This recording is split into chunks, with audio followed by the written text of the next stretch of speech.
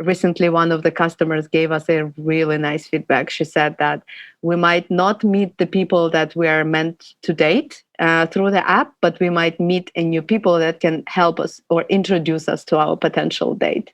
So that makes a lot of points. So if you are maybe not meeting someone right away, but you're meeting someone new in the place, and they have a group of friends that they bring up next time, you might end up meeting someone. Welcome to 20-Minute Leaders. Just sit back, relax, and learn from the leaders of today. It's a journey. Each one is different, unique, inspiring. Let's get started.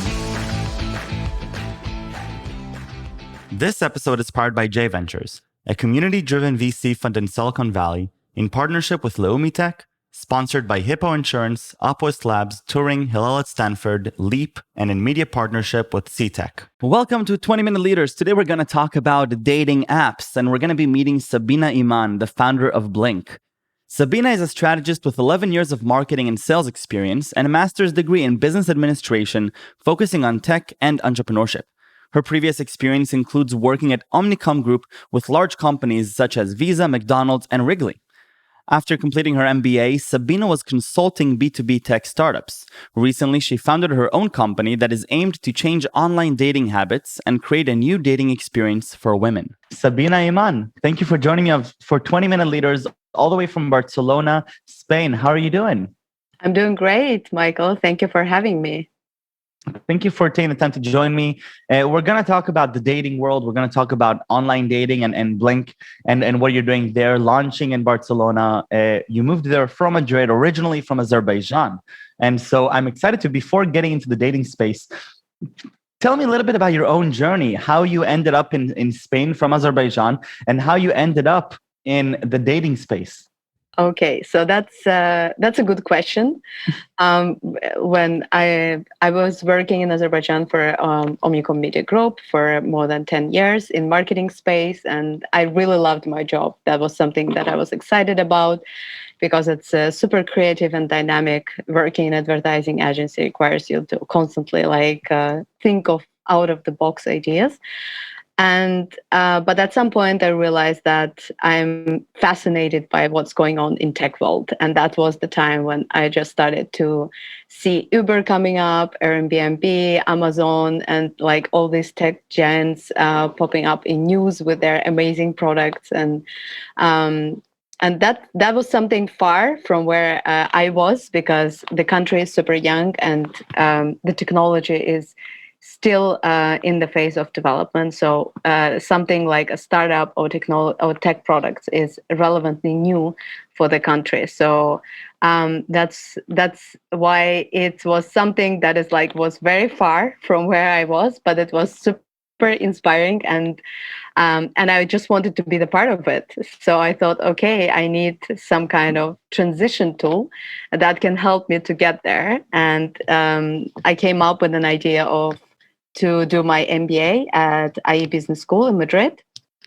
because IE is super well known for innovation and entrepreneurship. So I had this craving for creating some product and being the part of that ecosystem, but I just didn't know how. So I knew that I wasn't ready for it, but I had some ideas. So I decided that I need to gain some skills that can help me to narrow that gap, and maybe out of that I can be the part or join that part of the world.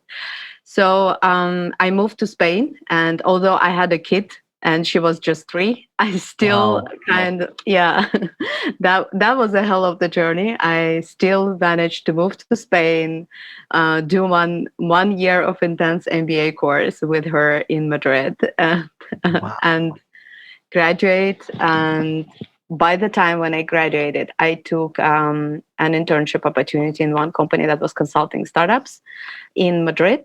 And that was my first experience when I actually started to really work with the tech companies. And that was more of B2B tech solutions, products that were meant for banks, insurance companies, and so on. But before that, I started to be engaged in Tech Lab in IE, and I developed a project with Oracle that was basically the platform to share mobile data. So it was the idea of tokenizing mobile data and making it more affordable for people so that everyone can exchange it. And there is no situation when you have on one hand people with unlimited data, and on the other hand people who are like don't have enough data until the end of the month. Interesting.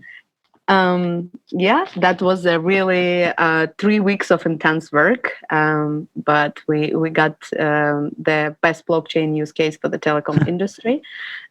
So the hard work paid off, and that's when I realized that okay, this is something I'm super excited about. I want to create products or be the part of that ecosystem, work with startups somehow, learn, because it's a completely different experience from the corporate world or working with a well-established companies. You have to be super resourceful and you have to be super creative, and the speed, that's what excites me a lot. Amazing. Very, very cool. Now, before we dive deep into Okay. your current startup, give Yeah. me your perspective on the dating world in the online sphere. So what is happening today in the online dating ecosystem? We're seeing a lot of new players coming in. Okay. Bumble, I believe, just went public, right? And so what's happening around the world? So yeah, overall, the dating ecosystem is super intense. So when you are saying to someone that you are developing a dating app, you most probably will hear that it's another dating app is popping up in the app store, because if you go to the app store you're able to see like there are really a lot of products.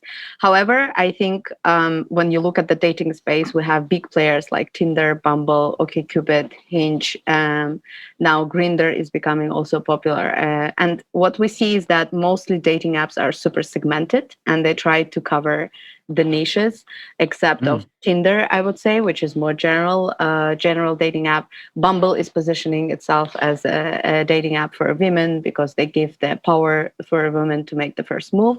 And then, for example, Grindr and Hinge is more general as well, but they are also claiming to be able to be the app that helps to match the people by the interest and meant to be deleted. And Grindr is the app for gay communities. So what we see here is that all the apps that are popping up after Tinder and Bumble, they try to really cover some specific niches. But it's really hard to get or to break this through these markets because the clutter is super intense. So you have to be super unique, and you have to have a very unique story to tell to the customer. So why they should go from the dating apps that they have been using for such a long time to and switch and try a new dating app. So from one side, the competition is high, but from the other side, there is a huge pain points that people experience with the existing dating apps, and that's where the opportunity lies. And especially for women, that's something that I have personally experienced because I've been living in Madrid, and dating apps were something that I have been using to meet someone who speaks English, because my Spanish was super bad. And this was the way to filter out who I can communicate with. And then I started to use dating apps. I realized that they do require you to be super dedicated and to spend a lot of time on the apps in order to really meet the person face to face. So you have to go through a lot of swipes, a lot of matches, talk to different people at the end to have a chance to really meet someone, because the choice is so big that people are just like, they don't know how to make the right choice. So when we have a lot of choices, usually we are like procrastinating to make a decision, and we think that everything that comes next will be the best one. Right. So that's how I decided that there is an opportunity on the market, and especially after doing some research and finding out that most of the apps have 70% men and 30% women on them, which is a huge gap in terms of gender representation on the dating apps. I decided that there is a huge opportunity to create something that would be super valuable and interesting for women, And it's not about a new product, but more about the experience that the product can give. So completely changing the way people use online dating apps and change the behavior and make improvements in the whole experience of dating and bringing two worlds together, let's say physical with digital. That's how the Blink was born, and the main idea here is to help people use dating app in order to be able to get face to face faster. And so, more tangibly, Yeah. how does Blink actually work in the physical space? And you moved to Barcelona. You mentioned to me before we started Yeah. in order to launch the app, and you mentioned that the Barcelona ecosystem is a perfect place for this. Tell me a little bit about what Blink actually does, and then why did you choose Barcelona as the launching spot? Sure. So Blink is the app that works only when you are present in some venue and you are able to match with people who are present at the venue at the same moment. So the app doesn't work when you're at home. So there is no couch swiping mode, I call it. There is no couch trauma happening behind the scenes. Everything is happening in public space. So right now we are active with restaurants, bars, and coffee shops. But of course, in the plan, we plan to activate other spaces such as workspaces, gyms, and airports where people actually can meet within one space. So the idea here is that you go out somewhere with your friends, even if you're or by yourself, you are in the new city, you want to discover great places, you can get on the app and you can see who is where. Basically, you see the number of places on the map and you are able to see how many people are at the places in the live mode. You can see their small profile pictures, and once you are there, you check in, you are able to match with them in a live mode. And you can instantly decide, okay, I like the vibe. You text for a few minutes and then you can just offer them to meet instantly. You go face to face, you validate, you understand if there is a connection or not, and from there you can take it further and decide, okay, I wanna have a date with this person, or I wanna go for a coffee another time, or maybe like just be friends, or this is just a way to meet new people as well. And the reason why we chose Barcelona, because it's a perfect city where there are a lot of young people coming there to study, to work, and they are mostly single. It's a city that constantly moves the people around. So people are not really rooted. And this way, there is a huge opportunity that they can start meeting new people instantly and kind of like close the gap of loneliness when they're just arrived to the new city. Very, very cool. And so as you're launching in Barcelona, tell me a little bit about the actual launch, the strategy, how you as the entrepreneur came thinking through the launching of a dating app. It's a marketplace. You need to have, people, if I'm coming into a restaurant now, I need to have more people that are on the app so that I get a good value, right? Exactly. So the idea here is because we are putting restaurants on the app, the idea here is the part of the lunch strategy is to partner with the restaurants and use them as our marketing platforms. So because these restaurants have a huge audience of people in the subscribers or Instagram followers, so the idea here is to partner with them to enable us to cover as many people as possible without us overspending on marketing or doing like a huge campaigns by ourselves, because this is already the community that they have built. And most people already go to the places. So all they need is a bit of push or a new reason why they should go out more. And when we plan to roll out, as I said, one of the strategies is to build awareness through the partners and through their customers by advertising through their Instagram pages, by branding the physical space inside of the restaurant. So anyone who comes there will be able to scan and download the app and start to check in and be visible to people who are around. This is something that we have planned out as the part of the rollout strategy. And in order to promote this whole check-in and build like a habit of checking in different places so that the usability of the app is high, we plan to have like a big lunch party where we will invite the people with the most number of check-ins, or who went out like during the 3 weeks after the lunch the most and have collected more than 15 check-ins. So they will get access to the private lunch party with like around 80, 100 people on the terrace. That's something that we are looking forward to. That's very, very cool. And what are some of the metrics that you will look at as you launch and as you try to determine whether you've found product market fit, or whether you're on the right track? What are the things you're going to be looking for as the entrepreneur? So I will definitely look at of course, like first initial things would be the app signups. So how many people are actually signed up for the app. The second important metric would be how many people checked in the venues and kind of expose themselves to be open to match and meet with another people. That will be like the second key point. And the third key point would be how many actual matches we had inside of the venue. So how many people are actually finding what they're looking for and experiencing what we want to build here. And it's not just that, they're out of curiosity going somewhere, but then they're like putting the app in their pockets and getting a drink and then leaving the place without like anything happening further, because that's something that we understand might be as a risk, because people get curious, but then when it comes to the point when you have to take an action or an effort, it can be like a back off. So I believe that this metric would be very important for us, how many actual matches happen. And the fourth most important is how many people sent the invitation to meet, because we have this feature integrated in our app.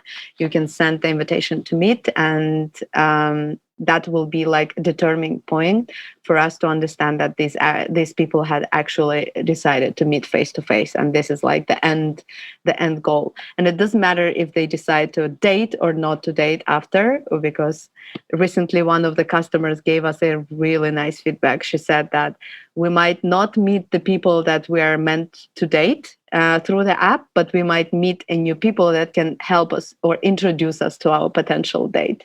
So that makes a lot of points. So if you are maybe not meeting someone right away, but you're meeting someone new in the place, and they have a group of friends that they bring up next time, you might end up meeting someone. And for us, the idea is we want to avoid this cliche of like keeping people engaged just in sake of having the high engagement rate, and because that's what makes the whole experience with the apps miserable for women.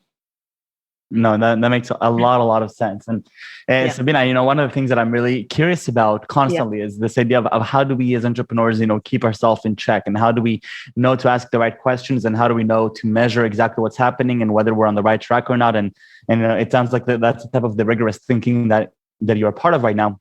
And I'm excited to see what happens with the launch and the feedback from the customers. And it just sounds amazing. And I do have a few more questions about you.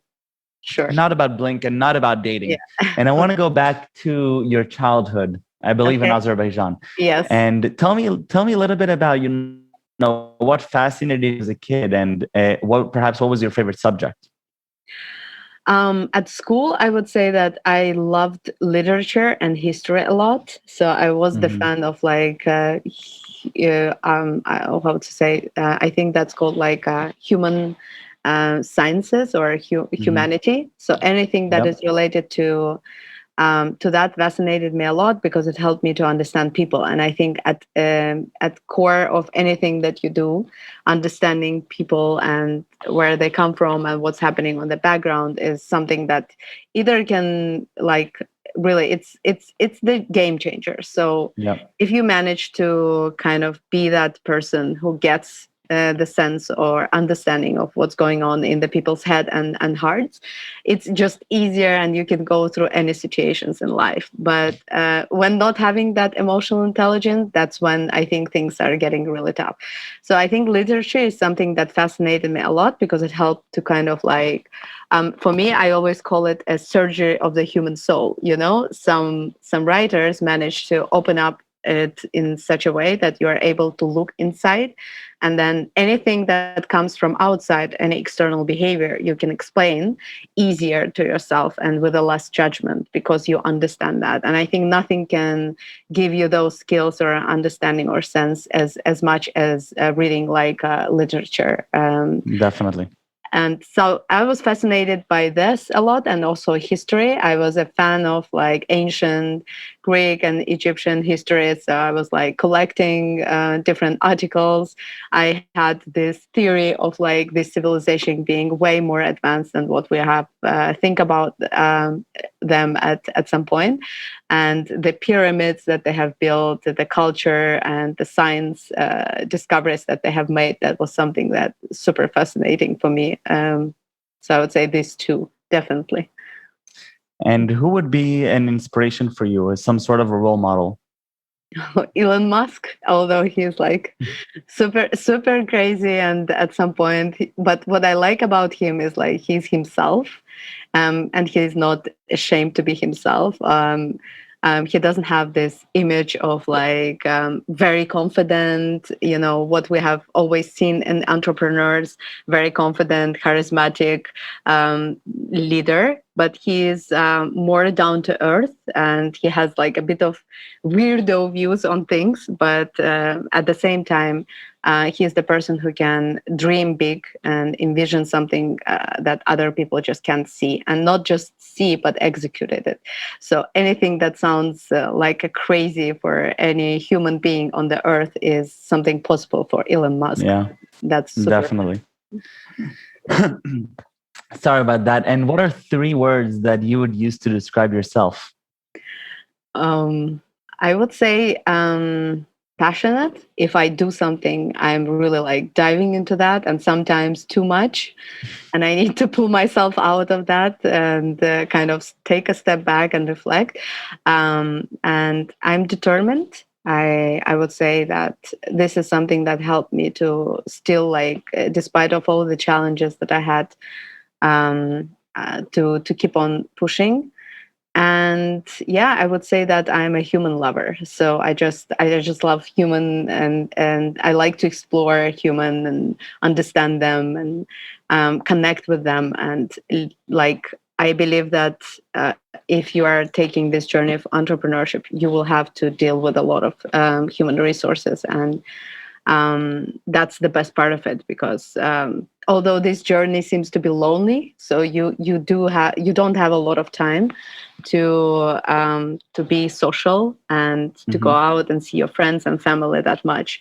But when you are in the work, you have the team that you are working with. That's when like this connection happens, and you understand that it's amazing how much people can create when they manage to kind of find the mutual ground and find the mutual vision, and just go for it. So everything seems to be possible then. Amazing. Sabina, thank you very, very much.